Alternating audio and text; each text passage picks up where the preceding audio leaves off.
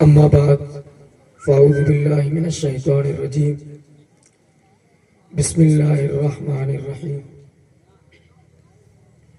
قل لا اسألکم علیہ اجرا الا المودۃ فی القربى صدق اللہ مولانا العظیم وصدق رسولہ النبی الکریم ونحن علی ذلک لمن الشاہدین والحمد للہ رب العالمین۔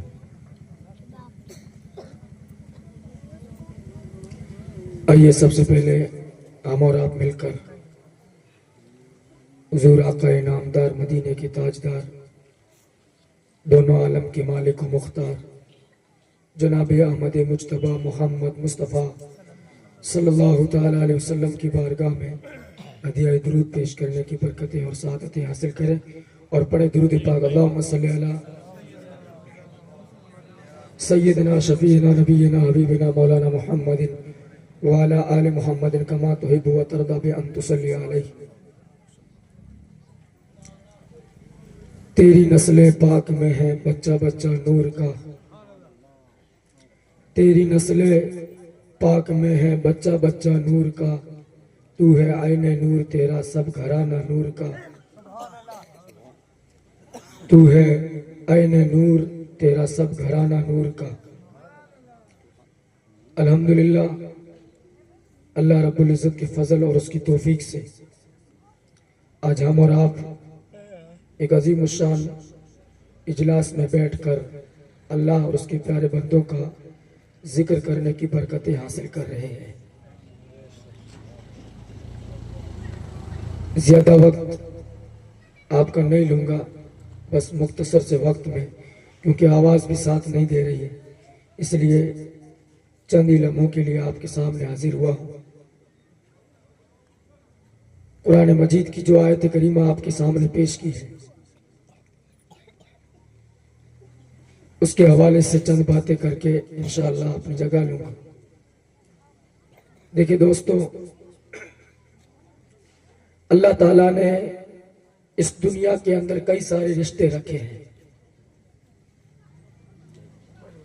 اللہ خود رشتوں سے پاک ہے، خود فرماتا ہے قل هو اللہ احد اللہ الصمد لم یلد ولم یولد ولم یکن لہ کفوا احد۔ اللہ کی نہ کوئی اولاد ہے، نہ اللہ کا کوئی خاندان ہے اور کوئی کنبہ ہے۔ اللہ نے رشتے انسانوں کے اندر رکھے ہیں۔ اب انسانوں کے اندر کئی سارے رشتے ہیں۔ ماں باپ کا رشتہ ہے، بھائی بہن کا رشتہ ہے، اور بھی کئی سارے رشتے ہیں جو انسانوں کے اندر پائے جاتے ہیں۔ یہ رشتے خونی رشتے کہلاتے ہیں۔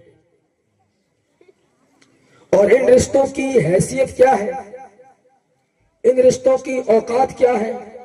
قرآن مقدس کے اندر اللہ تبارک و تعالیٰ نے قیامت کے دن کی منظر کشی کرتے ہوئے فرمایا کہ قیامت کا دن وہ دن ہوگا جس دن باپ بیٹے سے بھاگ رہا ہوگا، بھائی بھائی سے بھاگ رہا ہوگا، بھائی بہن سے بھاگ رہا ہوگا۔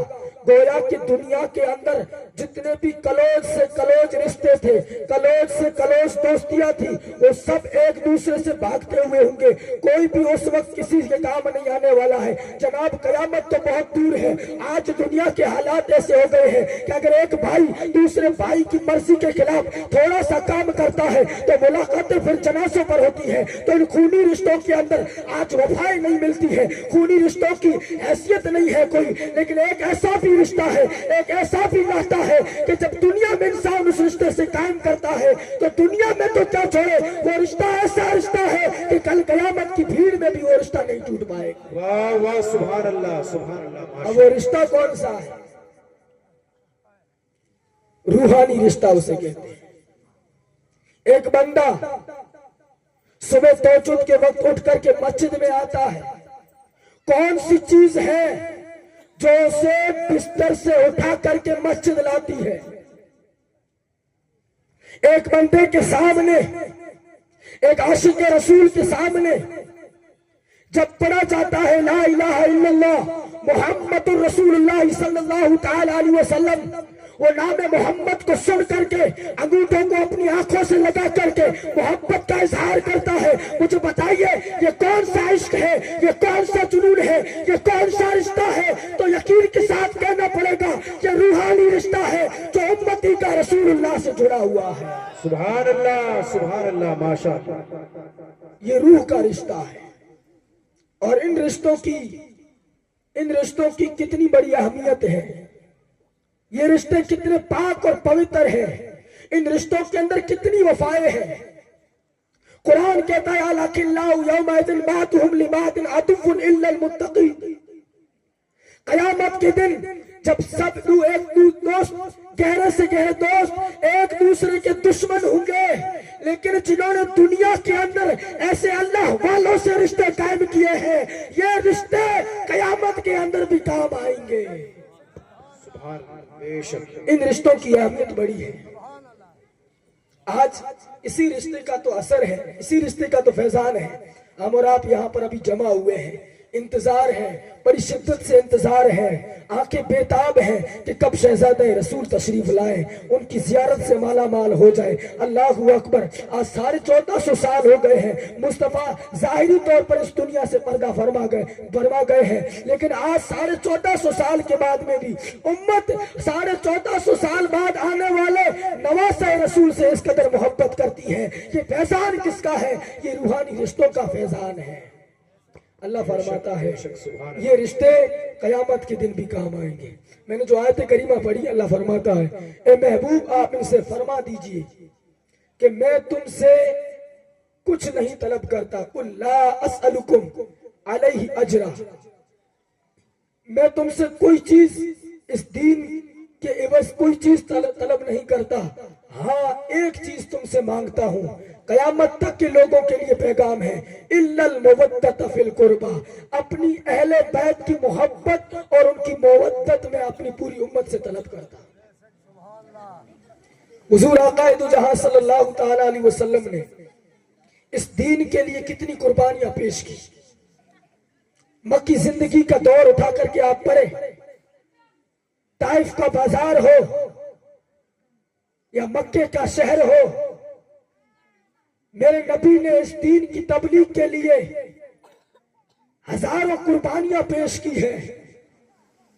اس دین کو میرے نبی نے اپنے خون اور پسینے سے سینچا ہے۔ یہ دین اتنی آسانی سے ہم تک نہیں پہنچا ہے۔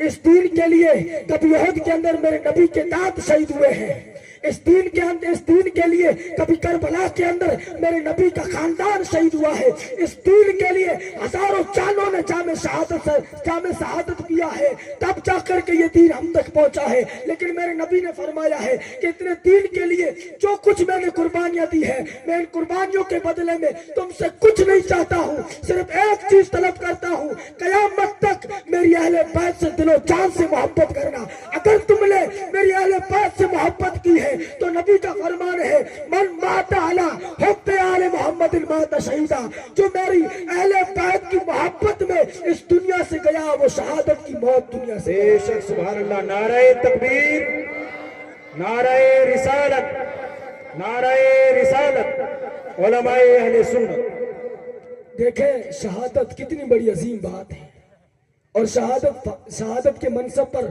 بندہ کب فائز ہوتا ہے؟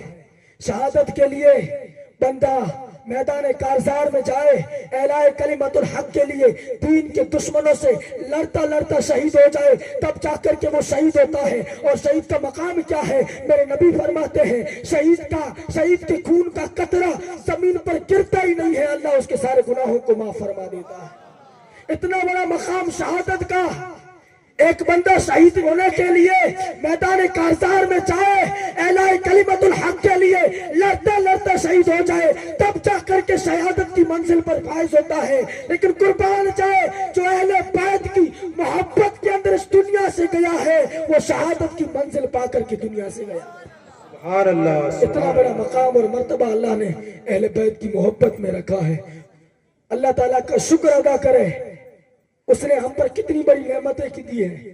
اللہ تعالیٰ نے اس دور کے اندر ہمیں ایک ایسی ذات سے مالا مال فرمایا ہے جو صرف ایک تیر نہیں، جو صرف ایک سید نہیں بلکہ پیر بھی ہے، سید بھی ہے، عالم بھی ہے اور اس امت کا خیر خواہ بھی ہے۔ اور آپ اندازہ لگائیے ہم کیا سوچتے ہیں کہ ہم حضور پیر صاحب کی وجہ سے محبتیں کرتے ہیں۔ ارے سنی مسلمانوں سنو تو صحیح، جس وقت ہم رات کو نیند کے کھرراٹے لیتے ہیں، ہمارا پیر و مرشد رو رو کر کے اللہ کی بارگاہ میں ہماری نسلوں کے مستقبل کے لیے دعا کرتا ہے۔ بے شک بے اس شک لیے قربان جاؤ، محبتیں کرو ان سے۔ ان کی ہم تو کہتے ہیں کہ ہم اپنے جسم کی کھال اتار کر کے ان کو جوتی پہنا دے، پھر بھی ان کا احسان ادا نہیں کر سکتے۔ اتنے احسان ہم پر کیے ہیں۔ اللہ تعالیٰ سے دعا ہے کہ اللہ ان کا سایہ عاطفت ہم گنہگاروں پر تا دم حیات قائم و دائم فرمائے۔ اللہ ان کو عمر خضری نصیب فرمائے اور ان کو صحت و عافیت والی عمر دراز نصیب فرمائے۔ وما علینا الا البلاغ۔ السلام علیکم ورحمۃ اللہ۔